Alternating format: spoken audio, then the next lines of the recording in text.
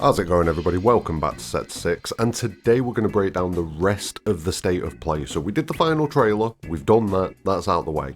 But there was quite a bit of stuff throughout the rest of the state of play.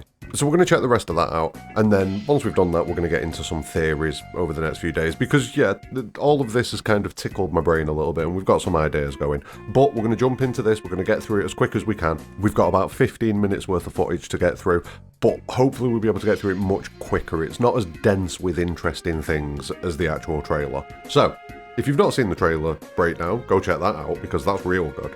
Don't forget, like the video, subscribe for future content, but we're going to crack on, we're going to get moving. Let's do it. So like I say, the state of play, we had the Destined for Rebirth trailer, which we've already seen. That opened the show. Then after that, we got the final trailer, which is the one that we had all the juicy stuff for. Again, if you've not seen my full breakdown of the final trailer, go check it out. But after that, we see this footage that we've seen a couple of times now. Or at least we've seen bits of it. And what it seems to be is, it seems to be like a retelling of the finale of Remake, but from a Shinra perspective. It uses things like security cameras, helicopters, grunt perspectives, things like that. So yeah, I'm thinking, is this going to end up being some sort of additional recap that we see? And how is it going to be framed in the game? Is it going to end up being like a news piece? Is it going to be like an internal Shinra thing? I don't know, but we've seen it a few times now, and this is the one that seems like it's got the re-render of the final scenes of Remake, where we see Sephiroth stood there with the wing and Cloud jumping down to attack him. Yeah, it seems like an alternate recap of the end of Remake, which is interesting given everything that's going on, but we need to see how that's implemented in the game, so we'll keep an eye on that for the future. We're going to keep moving.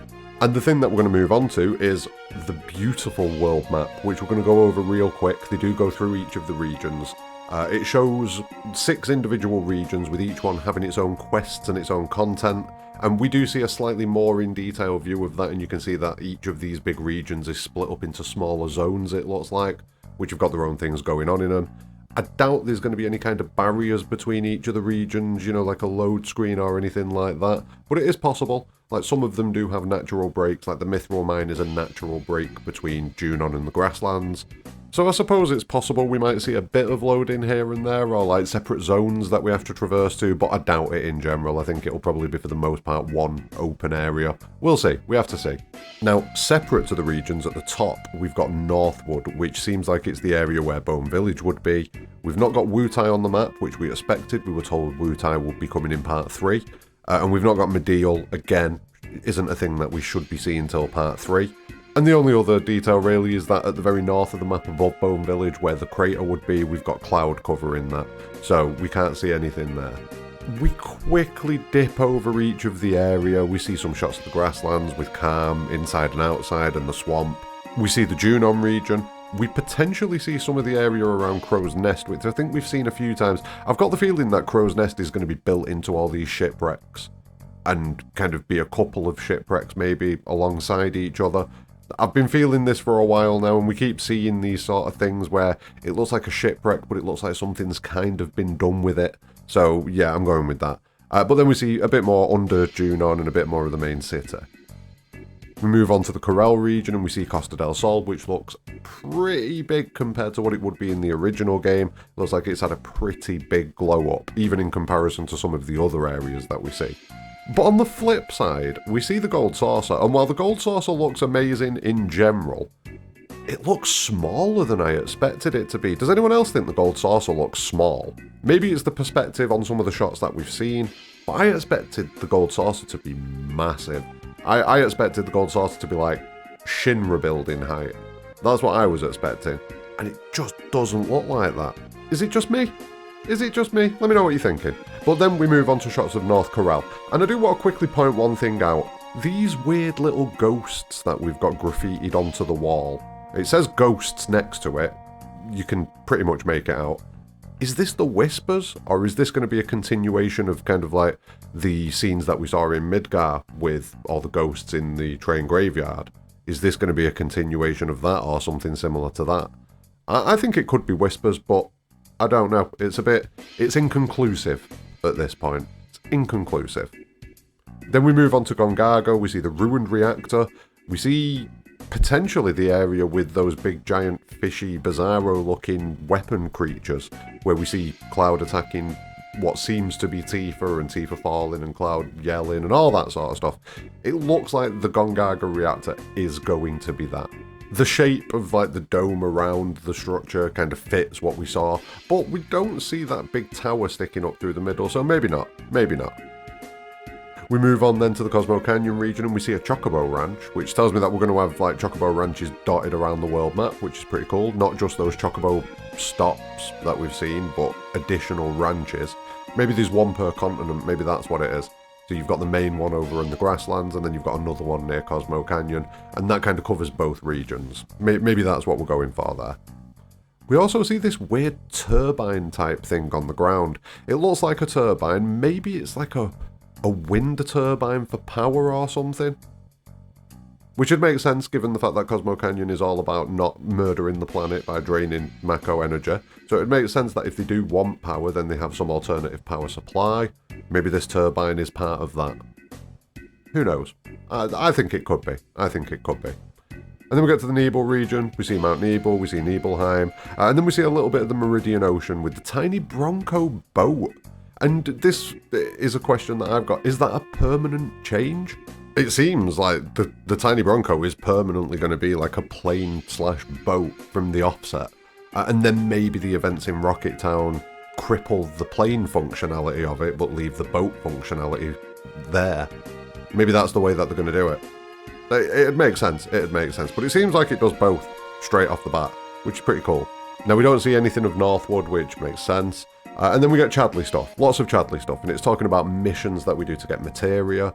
And it kind of describes Chadley as a bit of a side quest hub of types, which, not surprising given the fact that we've seen Chadley a fair bit. He's like our NPC guide through this universe, pretty much. That's what Chadley's job is. Like, oh yeah, there's some quests over there, you should go do them. Oh, do you need some materia? Here you go. Ooh, I'm Chadley. That's pretty much his energy. So I'm not surprised that we're going to be doing a lot of stuff via him. We also find out about sanctuaries for some summons and bosses. We see Alexander appearing out of one of these sanctuaries. And I'm going to guess that they're ancient temples and like ancient ruins, essentially. That'd be my guess. I can't think of anybody else who would have left them there, so it's going to be the ancients, isn't it? Right? We see a few cool things here, all in quick succession of each other. We see the Fort Condor chibi models. So when you play Fort Condor again, seemingly, which means we're going to be doing some more battle research for Chadley, oh joy. But it looks like it converts us into Fort Condor characters. So we see Cloud, Tifa and Barrett. And they are in completely redesigned versions of their original models from the OG. And it looks amazing. So I'm super up for more of that. Keeping on moving, we see the Avalanche crew from Intermission. Quite happy that they're all okay.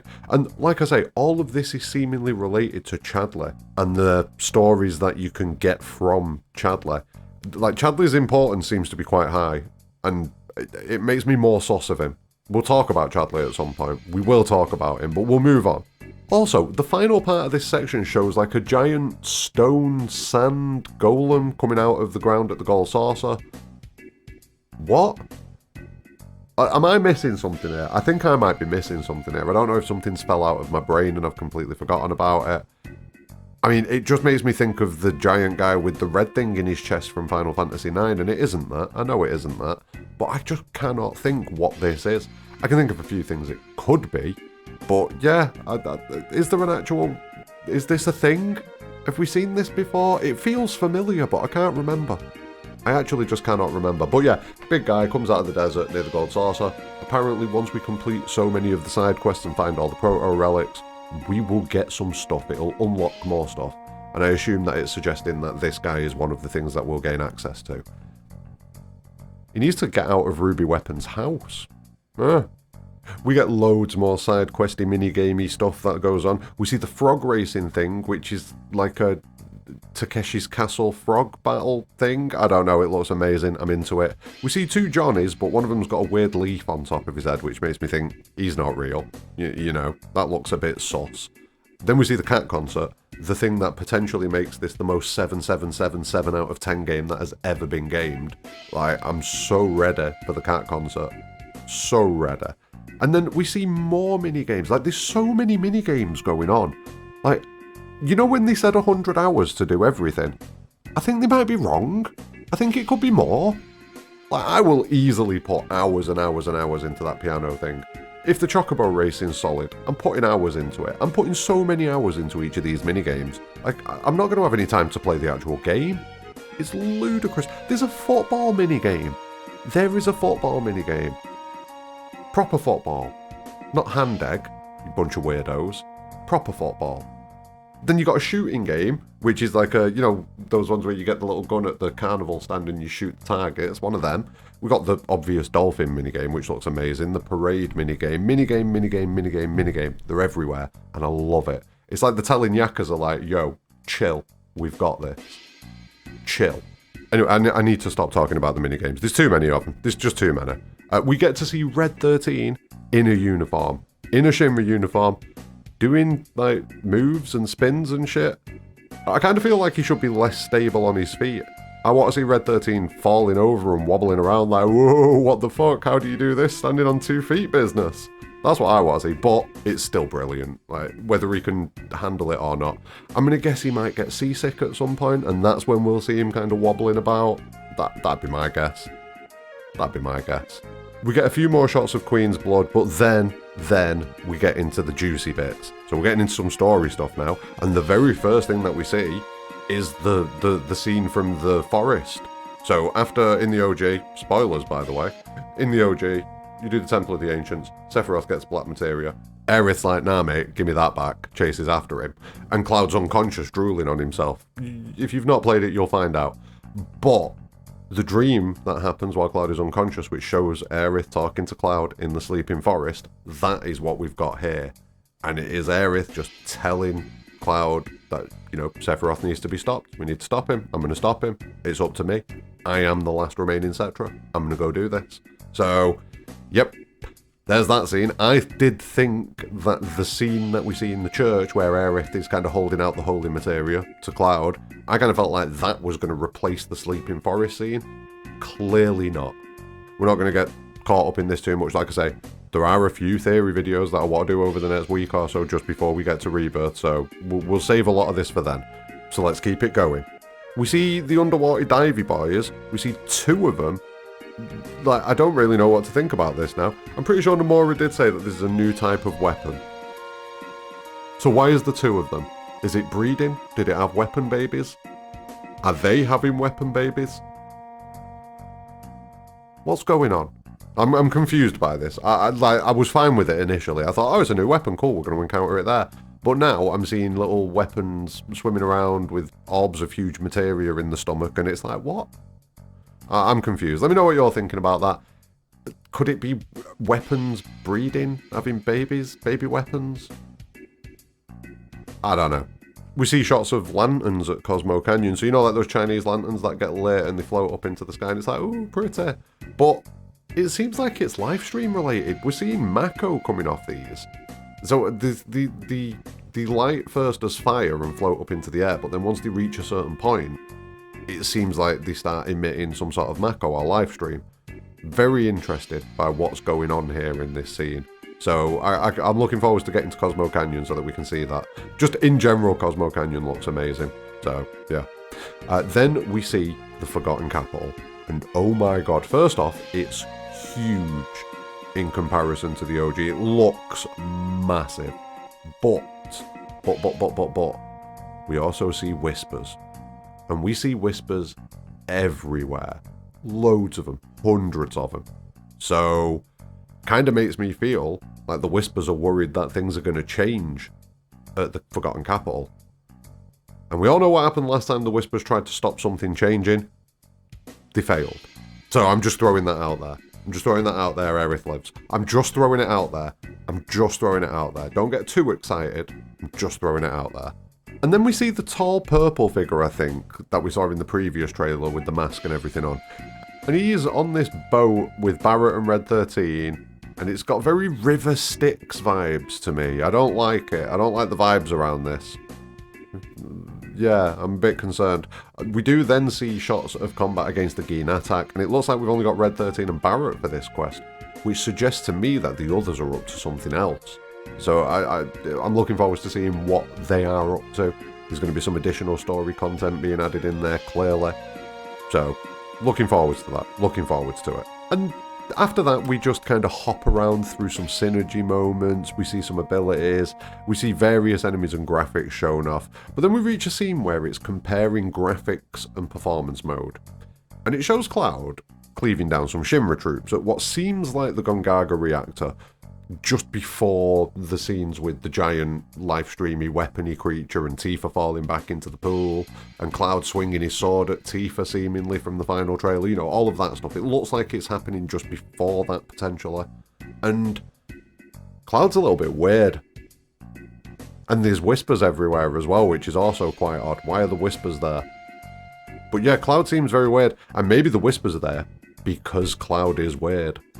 I'm going to keep saying this, Cloud is weird. I think I might use that as the term to describe when Sephiroth messes with Cloud so much that it breaks him. Cloud is weird. But yeah, he kind of cuts a few people down, but then he looks, like I say, he looks odd, he looks cocky. He just kind of tilts his head to the side to dodge gunshots and smirks, and it's very Sephiroth, isn't it? Like, if you look at it, it's very Sephiroth. Very, very Sephiroth. And maybe that's what the whispers are there for. Maybe Sephiroth has corrupted Cloud to the point where he breaks a little bit early and he's kind of under Sephiroth's, not control, but influence. And the whispers are like, oh, no, this isn't allowed to happen yet. This doesn't happen until Disc 2. Calm down. Maybe that's what's going on. Then we get the scene from the end of the flashback in the Genova room.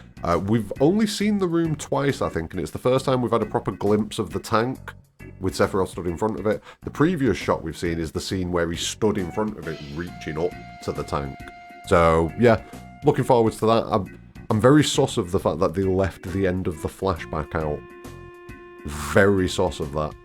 You know, in the demo, sorry, context. In the demo, if you've not played it, sorry, but in the demo, it only goes up to the bit where the town burns. It doesn't finish the flashback. So I feel like something sus is going on there, but we'll see. We'll see. I did say that there was going to be spoilers at the start, didn't I? I think I did. That's not that much of a spoiler, it's fine, it's publicly available. We then see one of the coolest things that I saw in the State of Play, which was the character-specific world traversal / obstacle countermeasures. Like, each character's got their own specific way of getting through an area or interacting with the environment. So with Yuffie, it's the pinwheel, obviously. With Barrett, it's his gun. With Red 13, he grabs things and pulls things. Like, I'm very into it. It showcases the character, their personalities, and their way of doing things. And anything that can do that in the game, I'm super into. So, yeah, really impressed with that. Mega impressed with that. Like, I thought we might get the odd moment where one specific person can do a thing. But realistically, we should have seen this coming from Remake, because there was a fair bit of it in Remake as well. So, yeah, really happy about that. To talk about the music for a bit, 400 new tracks, apparently. 400 new tracks recorded. That's crazy. We're not going to dwell on it, but that's just crazy. And some of them sound amazing, especially the Gold Saucer one. The Gold Saucer one is god tier.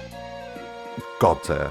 We then see Sid dropping the party off on a dock, and he says, "Thank you for using Bronco Cruises." I threw up in my mouth a little bit when he said it. I'm not going to lie. I'm not going to lie. He's doing good customer service. That's all I've got to think to myself. He understands the grind. He understands the customer is king. And he's just putting the work in. That's all it is. That's all it is. Once he loses this job, then he's going to switch and start throwing boiling tea in people's faces. That's what I'm expecting. So, don't be scared.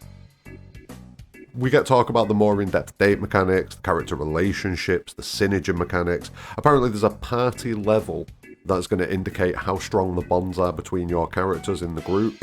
So it's not just Cloud's bond with characters, it's their bonds with each other individually as well. And that's how we're going to unlock all these cool skills and synergy moves that we've seen showcased.